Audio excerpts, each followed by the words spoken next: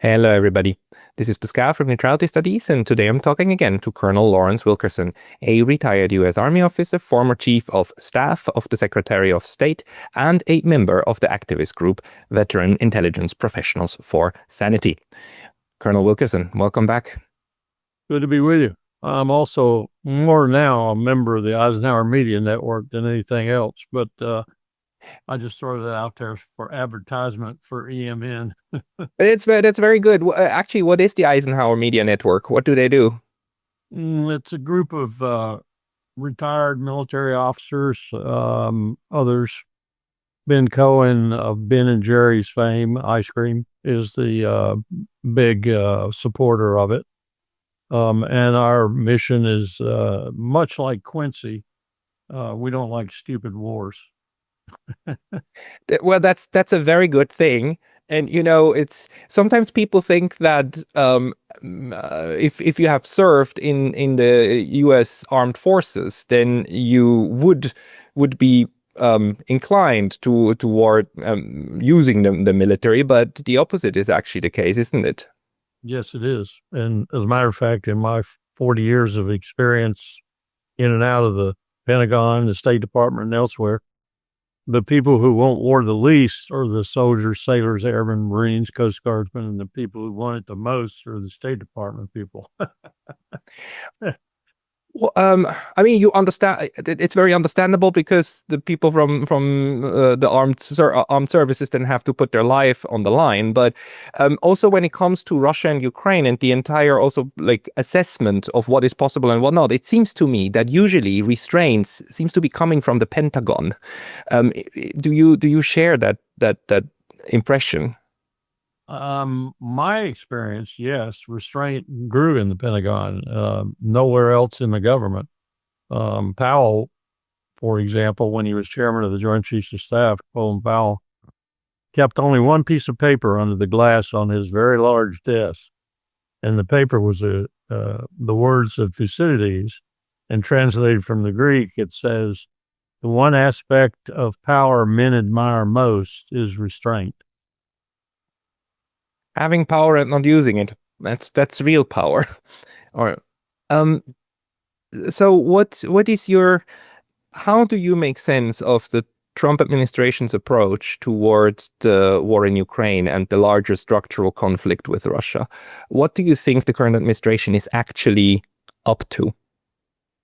Well, let me take a general point first, rising from your initial question. This administration and this Pentagon are becoming very, very different from what I just said. They're becoming a Pentagon and an administration that likes war, likes killing people on the high seas in total violation of international law, for example. So this administration is off the charts in terms of routine, if you will, and the way people normally feel about the use of force. Trump's a liar. He's an outright liar. He has told his entire MAGA group that he's against war, that he doesn't like war, and yet he relishes killing people. And he relishes especially killing people through proxies. All we have to do is look at Ukraine and look at Gaza to see that in, vivid detail. So this is a very different administration. I've served 6 presidents. I've known every president since 1950, really, and I have never seen anything like this. So that's my general comment.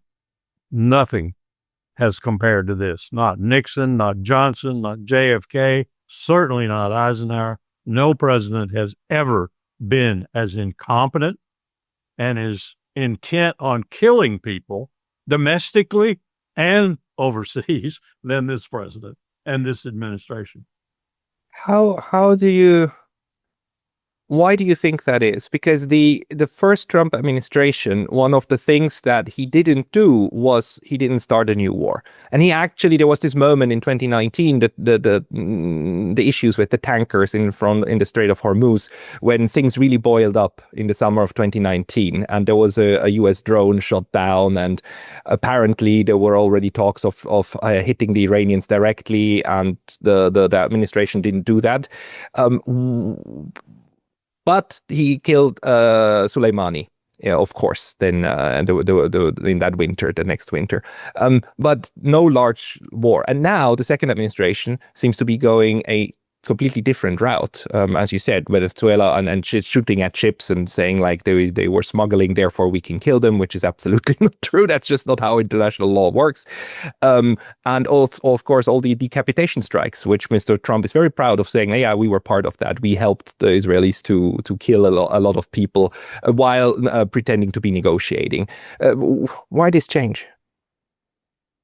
In his first term, Trump was not non-warrior at all. Trump set up the conditions, and Biden continued those conditions for the war in Ukraine.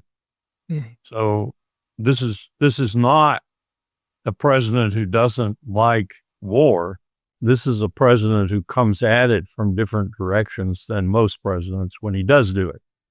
And what that different direction is most assertively is proxies. He's using proxies.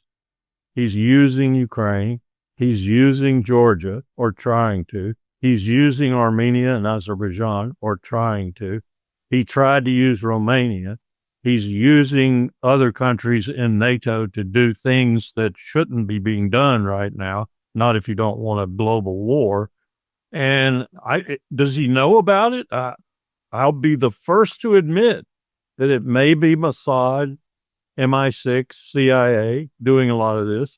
It may be Hegseth doing it. It may be others in the administration doing it.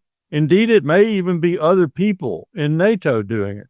And maybe Trump is so incompetent, he doesn't even know what's going on, because he doesn't take National Security Council briefings.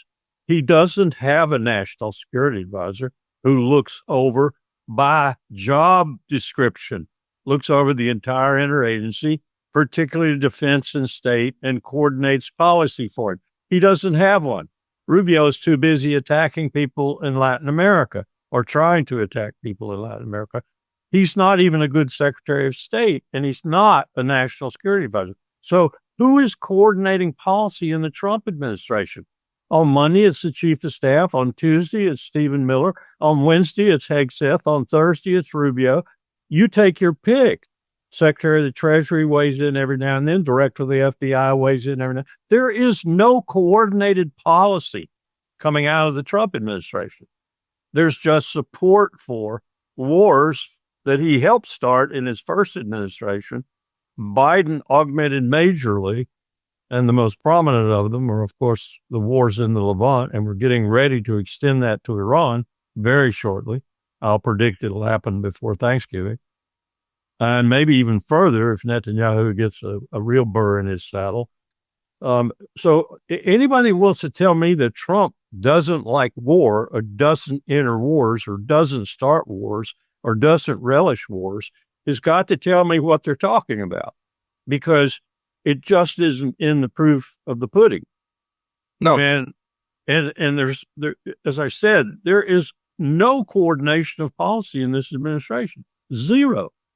It just flows out of Trump's mouth when he tweets or does whatever he does. But the basic things that are happening underneath him, and they're happening with the various people who are doing what they can while he is oblivious to what they're doing. Or he's orchestrating the whole thing all on his own, and it's really kind of hideous what he's doing, both domestically and internationally. But I don't believe that for a minute. This man is incapable of orchestrating action on his own. So what's happening is we have chaos. We have chaos from one end of the administration to the other. I mean, the White House must be a chaotic place even under a well-organized president and administration, just because it is so many. No? Not true. I served George H.W. Bush, and Brent Scowcroft is his national security advisor. Colin Powell is his chairman. Dick Cheney is his secretary of defense. Jim Baker is secretary of state. It was as smooth a decision-making process. I've taught this for 16 years on 3 campuses. It was the smoothest decision-making process I've ever seen. And then along came Bill Clinton, and I served that president the first year of his administration. It was total chaos. Now, Clinton did get his act together by the second term, but it makes a hell of a difference who's in the so-called group of 6, group of 7, group of 8. The people who actually do what the 1947-48 National Security Act says they are supposed to do. That is to say, they run the National Security Council in lieu of cabinet government anytime they're doing something that is strategic, that is security-based or foreign policy-based. The lead accordingly will be the State Department or the Pentagon, depending on which is the heaviest weight in the mixture, so to speak. And the National Security Advisor coordinates the whole thing. Now, I saw the best administration we've had since World War II outside of Eisenhower. And Eisenhower started and molded this process because the act was so fresh at that time. But he's the one who started the process and made it into what it is today. H.W. Bush was Eisenhower reincarnated. You could not argue with the experience the man had. I mean, look at it. He was 8 years Ronald Reagan's vice president. He was ambassador to China. He was director of the CIA. He was head of the RNC. There was hardly anything H.W. Bush. Plus, he was in World War II as a 17, 18-year-old fighter pilot in the Pacific. I mean, this is a man who knew what he was doing when he came to the presidency. 8 years as vice president, and I know he ran those 2 administrations, not Ronald Reagan. Everybody thinks Ronald Reagan was the greatest thing since sliced bread. H.W. Bush was the man doing all the dirty work in that administration, both those administrations. So I know what a good president looks like. I know what a mediocre one looks like. Bill Clinton, Obama, a little bit better than Clinton, but not a whole lot better. And I know what a really unbelievably incompetent president looks like. And that's Donald Trump. So would you say like part of the problem that we're seeing now is this disorganization, the chaos that stems from incompetence because the administration is not able to structure itself and hence have a proper information flow up and down, because that's then slightly different than from him, being lusting for blood and wanting to do war. But it seems to me to be like both, probably. I mean, he seems to enjoy this kind of power, but at the same time, the decision making is now, I mean, anyone's guess of how policy is being made. It is. I don't think policy is being made. I do not think policy is being made. And if policy is not made, strategy can't be designed, because you have to have a policy in order to build a strategy to implement that policy. Yes. And then you have to have operations underneath that strategy. None of that is happening. None of it's happening. What happens is Trump gets up in the morning or sometime in the night or whatever, and he says, I think we ought to send some troops into Memphis. I think we ought to send some troops to the southern border. I think we ought to do this. I think we ought to do that. And then the bureaucracy reacts to that. And maybe he remembers what he said for them to do 2 days later when they come back to try to tell him what the results of what he said are. This is bizarre. This administration is totally bizarre. He gets up and says before the inauguration, and then after the inauguration, he repeats it, that he's going to stop the war in Ukraine in 24 hours. Or at least he's going to stop the war in Ukraine. He's done nothing. Absolutely nothing. He's made it worse. He's done nothing. So how do you judge a man like that, who tells you he's going to stop a war and then does nothing? So what was the Alaska summit about, in your view? Nothing. Putin has said it was about nothing. They accomplished nothing. Zero. I thought they at least accomplished both men recognizing both men's concern over nuclear weapons. We're in a treatyless world now with respect to nuclear weapons, except for New START, which goes out in February of 26. And Putin was eager to take the discussions to that level, and even offered to bring Xi Jinping in and make sure that the three nuclear weapons owning states that are most prominent and have the most warheads were going to talk about not only New START, but a new treaty regime, and maybe even multilateralize it so that we would bring all of the 9 nuclear weapons owning states into it, kicking and screaming if necessary, like that bastard state in the Eastern Mediterranean, Israel. I drag them in and put their face in a nuclear weapon and make them become a part of the non-proliferation treaty and a part of the treaty regime. Got to do that. Got to do it with Pakistan and India, too. It won't be that hard with them. But with Bibi Netanyahu, it'll be well nigh impossible. We probably have to slap him upside the face 3 or 4 times to get him to come into it. But Putin wanted to do that, and Trump just snuffed him off. So we accomplished nothing in Alaska, absolutely nothing. And Sergei Lavrov and Vladimir Putin have been saying that ever since. Why do you think do you think it is there's still something in it for the Russians that the United States, that Donald Trump at least seems not to be listening to the Europeans very much? Because it strikes me that the Europeans are even like the Europeans are insane at this point of the kind of risk that they are willing to take just in order to cater to their Russophobia. And Donald Trump now seems to just let them talk. But what's your assessment with the Europeans? I think they're catering as much to their vassal nature to the United States as they are to their Russophobia, as you put. I think plenty of people like Macron and Starmer and Merz do have a degree of hatred for Russia, but I don't think their people do. And I think we're going to see 3 governments gone within the next 13, 14 months. Macron is a dead man walking right now. Starmer is too. And Merz will get there very shortly because he can't hold this coalition together with what's happening in Germany. He's just not the man for the job. So we're going to have the 3 big people in Europe, and probably van der Leyen too, going within the next 6 to 8 months. What that's going to do, though, I don't know. I think it's going to throw Europe into turmoil, and it's certainly going to end NATO as NATO is presently conceived. But that is a problem. There's no question about it. But Trump has not done anything but exacerbate that problem, because on Monday he says, okay, it's over to the Europeans, but we'll supply them fully. You know how long it would take us to build up the goods to supply them fully? Probably 4 to 6 years, because we bled everything down. We've given Israel so much that if we had to fight somebody really today, we'd have to give up at the start of the war. We don't have much left because we've given such enormous amounts of weaponry away. And we don't have a defense industrial base that can build things rapidly like Russia does. We would take 4 to 6 years just to build what Russia builds in 1 year, what China builds in 6 months.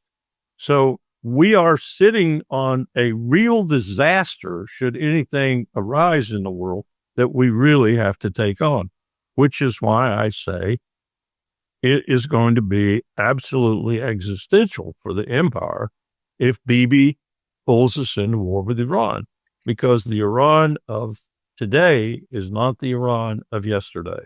Yep. And they proved it in the 12-day beautiful war. They shellacked Israel. They flat shellacked Israel in those 12 days. Now, Netanyahu hid it, covered it up, didn't let a lot of the information out, even for bad people to leave Israel. If he hadn't done that, he'd lost another 1 million Jews out of Israel. He's already lost 1 million Jews out of Israel. He'd lose another 1 million if he hadn't battened down the hatches and told everybody they can't go anywhere. So Israel is in really dire circumstances right now. And if they do, and I think they are going to start the war again with Iran, they're going to expect, because they're going to be defeated, they're going to expect us to come haul their bacon out of the fire. They're going to expect us to effect regime change in Tehran. It's going to be a 10-year war, $2 trillion, lots of blood spent, and it'll look sort of like Afghanistan at the end of the 10 years. So that's the end of the empire in many respects, I think. very, very seriously, that's the end of the empire. We won't be the same after that. But that's where we're headed. And we're headed there not just because of Trump, mostly because of every president since George H.W. Bush, who has screwed up everything badly. But Trump has come along at a time when it is absolutely essential that these mistakes be corrected and we start remedying the things we've done so badly since H.W. Bush. And we're not doing it. Instead, we've got the most incompetent administration in that time period. So, I mean, what are you going to do? How are you supposed to think about the fate of the empire at this particular juncture? We're standing next to a very, very deep abyss. We're on the edge, and Trump is going to push us over. It's not nice for me to contemplate. I mean, I'm at the end of my life. I've dedicated my life to my country, and this baboon is going to take us into that abyss. We have also never had a great power or even a superpower at the brink of this kind of, well, no, that's not true. The Soviet Union went over the cliff, actually collapsed, and it managed itself. It managed the transformation. Now, the United States, I mean, we're looking at a completely different animal in terms of where it stands. So if the empire, if the structural influence over the world completely changes, what do you think will that do to the way the U.S. then approaches foreign policy? Well, if Trump had half a brain, and he had anybody in his administration with half a brain, he realized what I've been saying now for over a year is happening. We've had hundreds of empires in human history that we know about. The 3,000 years we know a lot about, the 2,000 years we know a little about, total 5,000, hundreds of empires. None are here today. Not a single one. The only one here today is us. And a morning is one on the other side of the world. Now, what's happening is a reversal of what happened in the past 2,500 years. The power was in the East, and it spread across through Europe and ultimately to the New World. And all that power left the East and went to the West. It's apogee America. George III should never have let us go. Now the situation is reversing. Now the situation is the power is going back to the East. If you've been to Samarkand, if you've been to Dushanbe, if you've been to any of the Central Asian cities, if you've been to Shanghai, my God, you know where the number one economic force in the world is. And now it's allied with Russia and India, essentially through our strategic stupidity. So now you've got 2/3 of the world opposed to the empire. So what are we doing? What are the people behind Trump, the billionaires, the JP Morgan types, the Rothschild types? What are they doing? They're trying to stop this. And they're trying to use these proxy wars to do that. And they've got proxy wars going all the way from Murmansk. Yes, if you've noticed what we've been doing around Murmansk lately, very unusual activity out there, all the way down through the Baltic, where we had a general actually say that he could take Kaliningrad in a day or two with his airborne forces. Preposterous statement.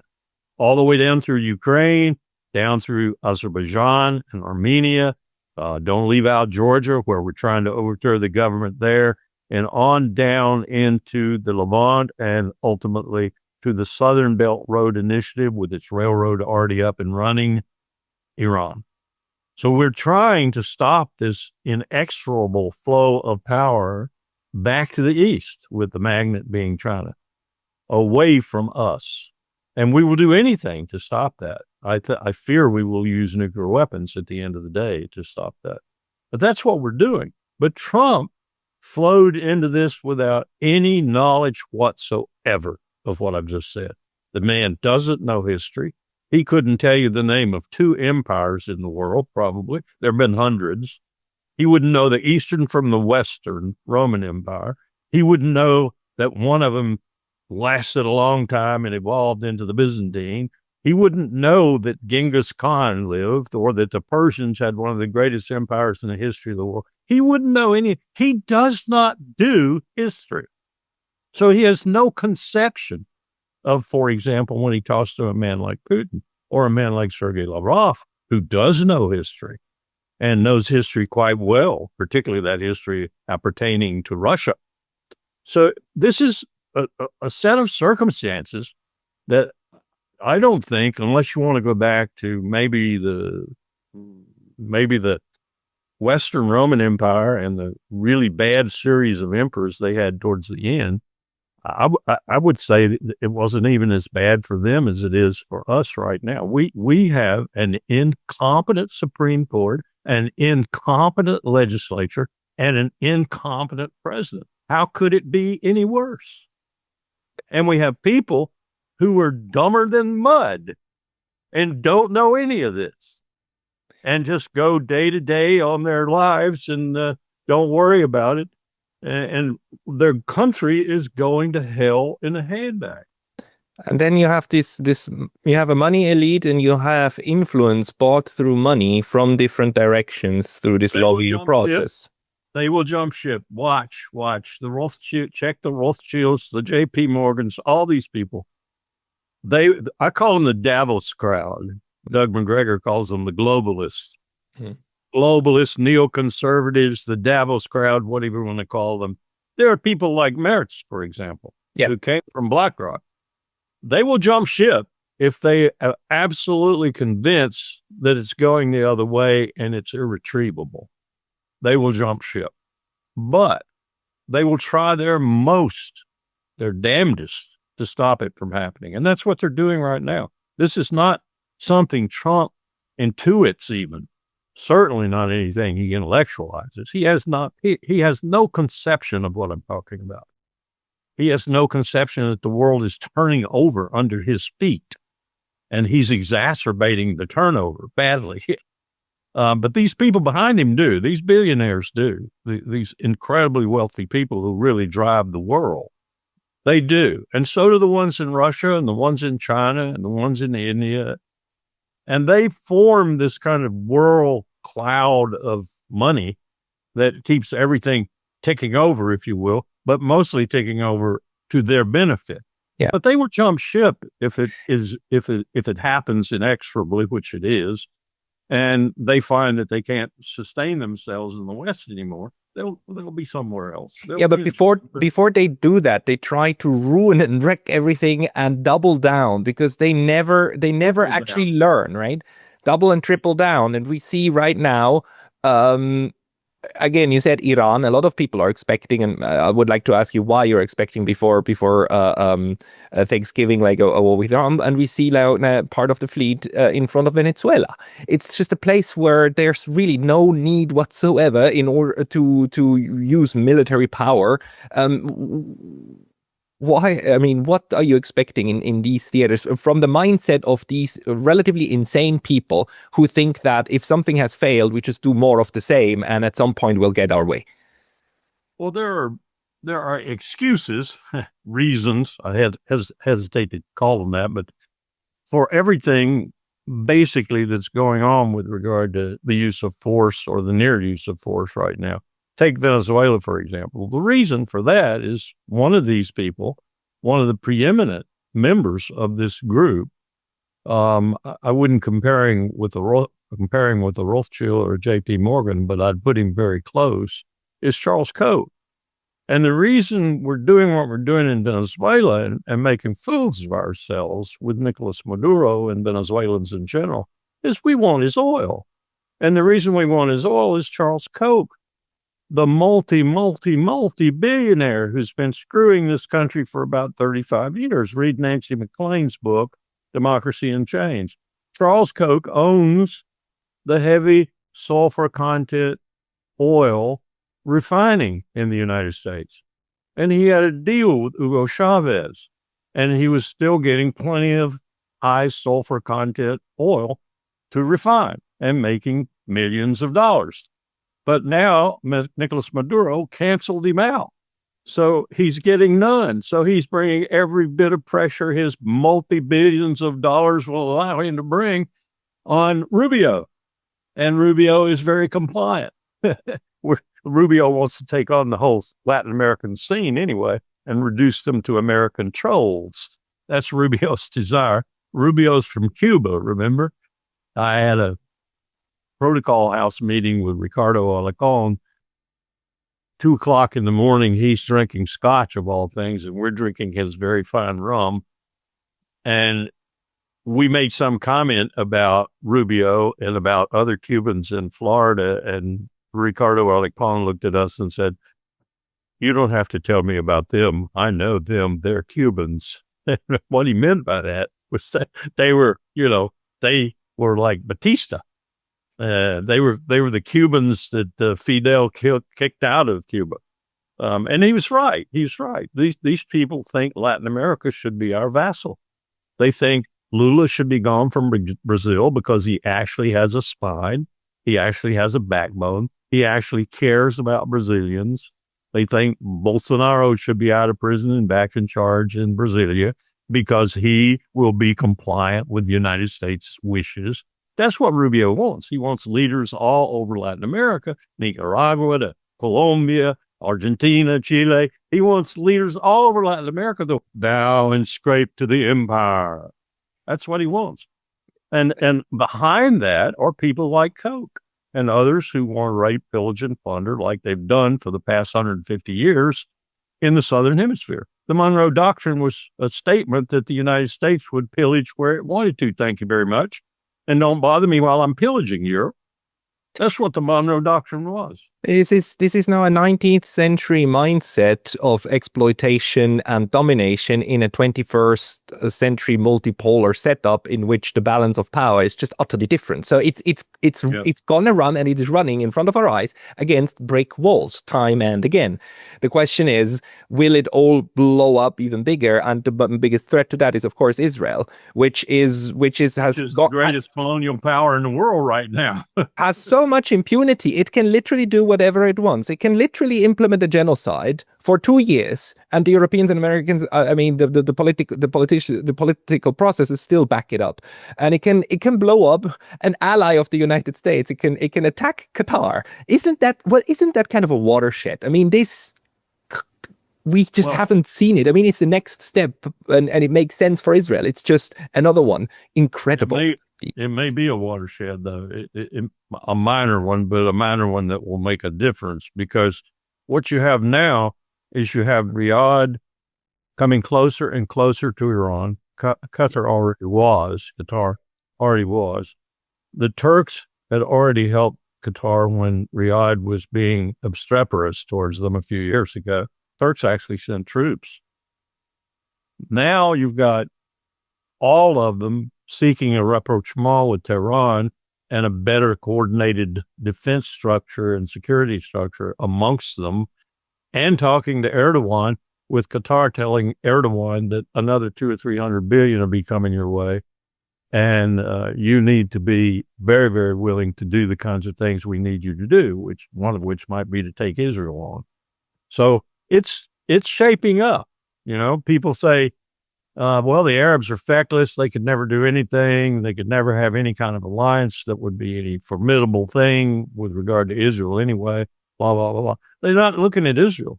Israel is tied down massively on 6 fronts. Israel has disaster shaping up in its own ranks. I'm just looking at the reports this morning from the IDF.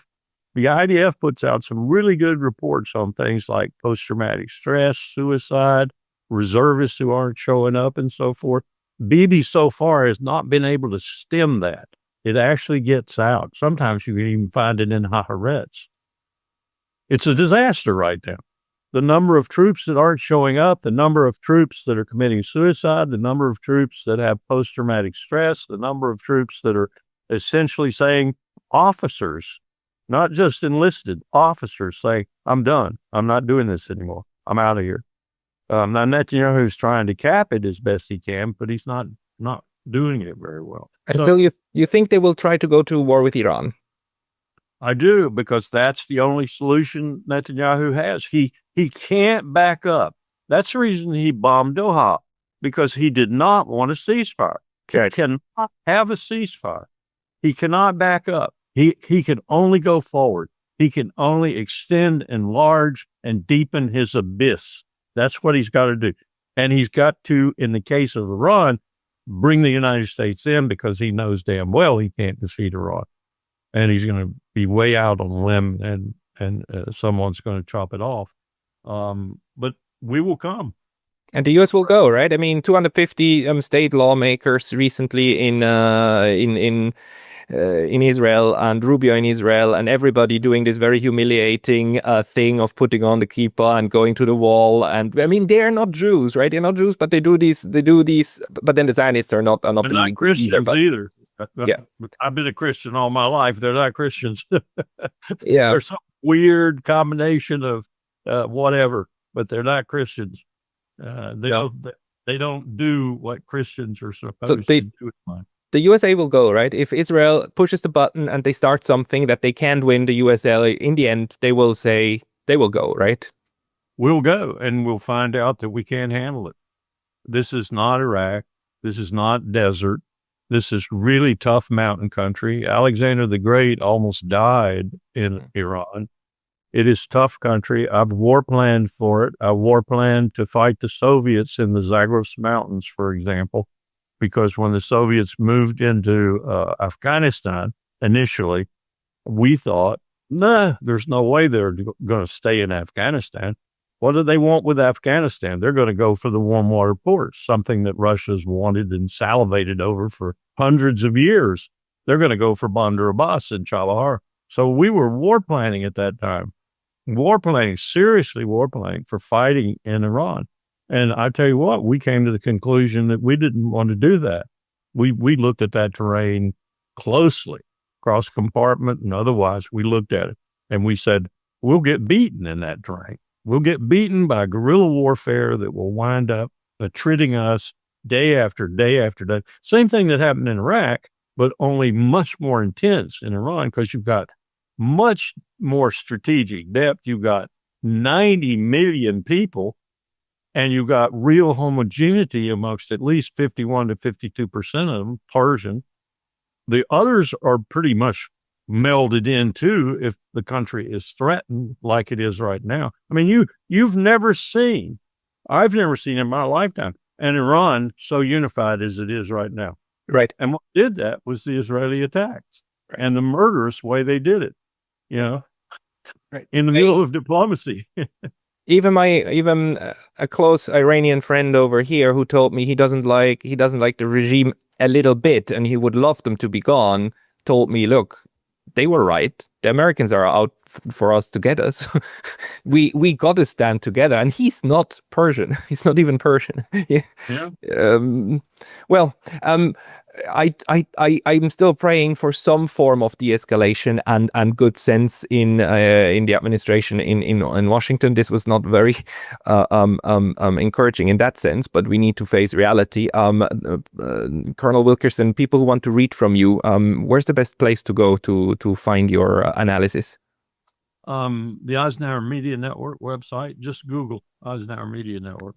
I'll put it into the description of this video below here. And Colonel Wilkerson, thank you very much for your time today.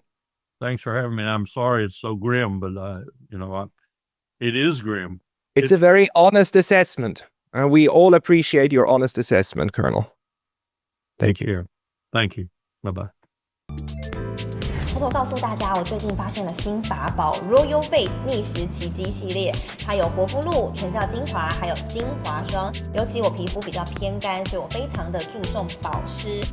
保湿做得好，肌肤自然烹饪。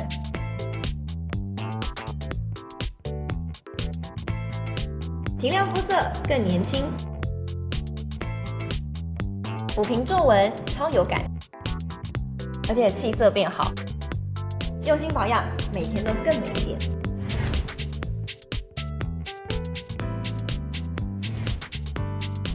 美吧。